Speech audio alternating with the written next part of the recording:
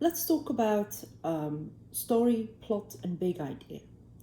So, what is the difference between them? Very often, you will get a sort of spark, a sort of idea that will serve as the inspiration of your story. So, for example, Mary Shelley had this vivid dream about this body lying on a table. Lightning was sort of channeled into electricity, convulsing through it, and that gave her the inspiration for Frankenstein. J.R.R. Tolkien was a professor at Oxford University, and he was grading papers, which is very boring. And as he was grading them, he wrote just as a sort of something like without really thinking. He wrote, "In a hole under the ground there lived a hobbit," and then he started thinking, "What hobbit? What are hobbits?" Even though he had this huge whole world with all sorts of things like elves and dwarves and such. He then had to put this hobbit into his world, and that eventually became the book The Hobbit.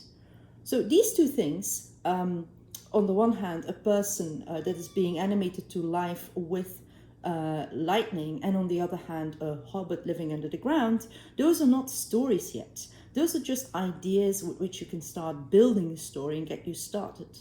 Now, the plot is sort of the basic skeleton of your story. It's kind of the summary that you can read in IMDb or Goodreads, plus spoilers. It's basically the narrative elements that are connected into a causal chains. And a lot of writing guides focus on plot as the main thing, the thing that really gets your story going. But the plot by itself doesn't make a good story per se. Think about, for example, Romeo and Juliet. There's so many different ways in which you can make it, in which you can put flesh on the bones. So what really makes a story interesting is almost the story itself. And here I'm going to look at, let me see if I can find it. So this book by Ursula Le Guin, Steering the Craft, is a really good writing guide that I would recommend. And so she writes the following. So she says, some people interpret story to mean plot. Some reduce story to action. Plot is so much discussed in literature and writing courses, and action is so highly valued. I want to put in a counterweight opinion. A story that has nothing but action and plot is a pretty poor affair, and some great stories have neither. To my mind, plot is merely one way of telling a story, by connecting the happenings tightly, usually through causal chains. Plot is a marvelous device, but it's not superior to story. It's not even necessary for it. As for action, indeed, a story must move, something must happen, but the action can be nothing more than a letter sent that doesn't arrive, a thought unspoken, the passage of a summer day. Unceasing, violent action is usually a sign, in fact, that no story is being told. So, Le Guin says there's only so many plots, she continues, but there are infinitely many stories, and the story ultimately is what's going to capture, the way you tell it is what's going to capture interest. But I want to sort of zoom out a bit more even, and to think about the governing idea, the big picture idea that hangs your story together, and sometimes there's more than one. So, for example, Frankenstein is an interesting story about somebody who creates, Dr. Frankenstein creates a monster, and the monster does all sorts of horrible things, but ultimately the story is about the hubris of humanity. Mary Shelley was fascinated with electricity, which was a new phenomenon, but she was also worried, like, is humanity not becoming too powerful? What are our limits? Similarly, I was recently reminded of Jurassic Park. So the Jurassic Park franchise, you might not have seen them, but they're basically movies very popular when I was about your age or a bit younger, about dinosaurs, parks with genetically engineered dinosaurs that wreak havoc.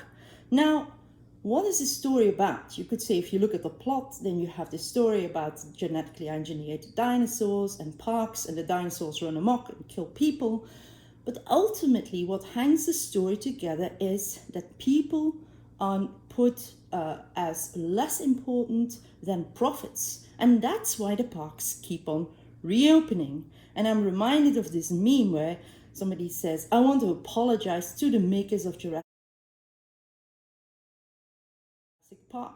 Why should they open the park if people are dying? Was what I was wondering, but it turns out that this motive of profits before people is a very powerful motive. And you can think about other big picture ideas in stories. Think about Terminator. What's the governing idea there? Well, in Terminator, clearly the governing idea is technology is bad. Like if we just continue making computers and so on, eventually they'll just overrun us. Think about the first Alien movie, a beautiful movie, but actually what's the governing idea? As you could say the plot is about, you have this captain and she flies in the Nostromo and, everybody slowly dies because of this alien. And one of the reasons that happens is that people do not observe the safety protocols. And in fact, the one person who does, plus her cat, are the people who will survive. Sorry for that spoiler. And so on. So you have to think about any sort of story that you recently saw. If it's a good story, it's very likely going to have a sort of philosophical idea that holds it together. And it's good for you to be thinking about that.